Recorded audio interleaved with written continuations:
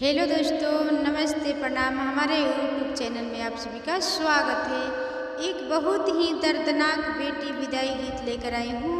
आप सब सुनिए और कमेंट करके ज़रूर बताना कि हमारा गीत कैसा लगा। आप सभी के प्यारे प्यारे कमेंटों के हमें बहुत बेसब्री से इंतज़ार रहता है। तो चलिए गाना सुनाती हूँ।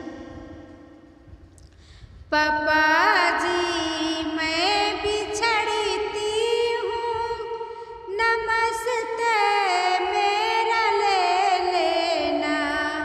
पापा जी मैं बिछड़ती हूँ, नमस्ते मेरा ले लेना।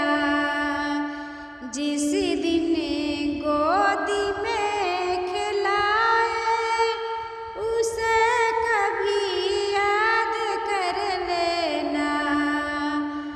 जिस दिन गोदी में खिलाए उसे कभी याद कर लेना। पापा जी मैं बिछड़ती हूँ, नमस्ते मेरा ले लेना।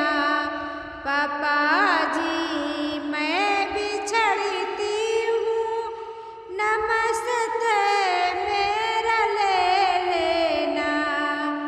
बचपन में बुलाते थे जिगर का टुकड़ा कह कह के। बचपन में बुलाते थे जिगर का टुकड़ा कह कह के। उसे कभी भूल ना जाना, उसे कभी पराई कह कह के। उसे कभी भूल ना जाना, उसे कभी पराई कह कह के। मम्मी जी मैं बिछड़ती हूँ, नमस्ते मेरा ले लेना। मम्मी जी मैं बिछड़ती हूँ, नमस्ते मेरा ले लेना। बचपन से पाली हो मामी, उसे कभी याद कर लेना। बचपन में पाली हो मामी, उसे कभी याद कर लेना। बचपन में बुलाती थी गोदी के गुड़िया कह कह के। बचपन में बुलाती थी गोदी के गुड़िया कह कह के। उसे कभी भूल मत जाना, पराई बिटिया कह कह के। उसे कभी भूल मत जाना, पराई बिटिया कह कह के। भैया जी मैं बिछड़ती हूँ, नमस्ते मेरा ले लेना। भैया जी मैं बिछड़ती हूँ, नमस्ते मेरा ले लेना। बचपन में बुलाते थे लाडली बहन कह कह के। बचपन में बुलाते थे लाडली बहन कह कह के। उसे कभी भूल मत जाना, उसे कभी भूल मत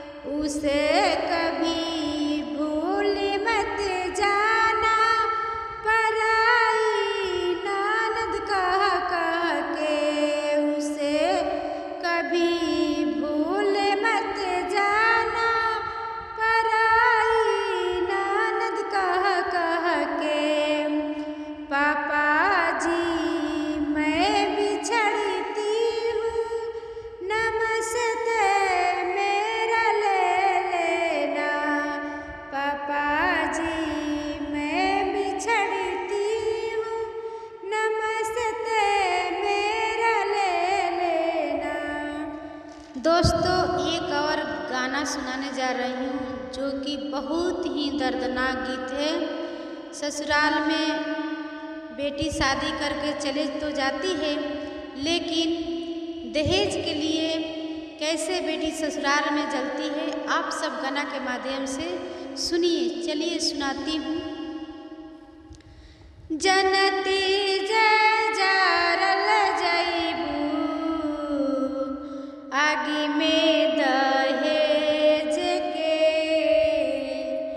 जनती जय जारल जइबू आगे में दहेज के, पाप नाही करती हो बेटी ससुरा में भेज के, पाप नाही करती हो बेटी ससुरा में भेज के, कटल तू हई बुरनिया बड़ रे विपतिया, कटल तू हई बुरनिया बड़ रे विपतिया, रवत बितल होई है दिनवा उरतिया, मई कह के कुहकल होइबू, मई कह के कुहकल होइबू, दुखवाया रे जके, पाप नाही करती हो बेटी ससुरा में भेज के, पाप नाही करती हो बेटी ससुरा में भेज के, का कहीं बेटी हो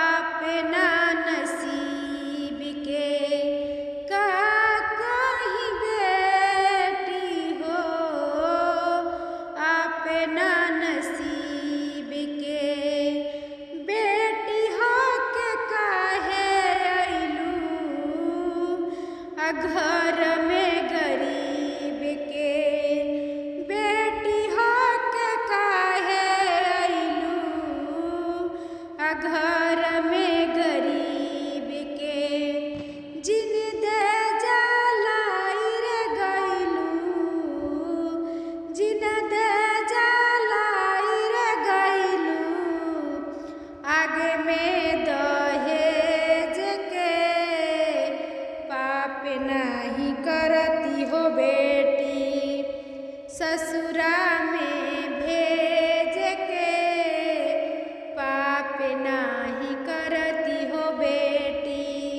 ससुरा में भेज के, पाप नहीं करती हो बेटी।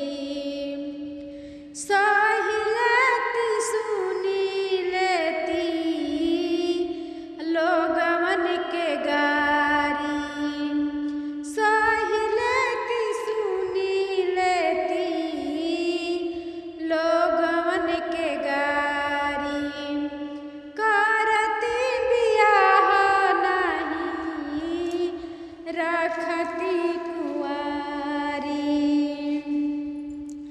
अलगा ना होखे रे दिहती, अलगा ना होखे रे दिहती, अपना कलेज के, पाप नाही करती हो बेटी ससुरा में भेज के, पाप नाही करती हो बेटी ससुरा में भेज के, जनती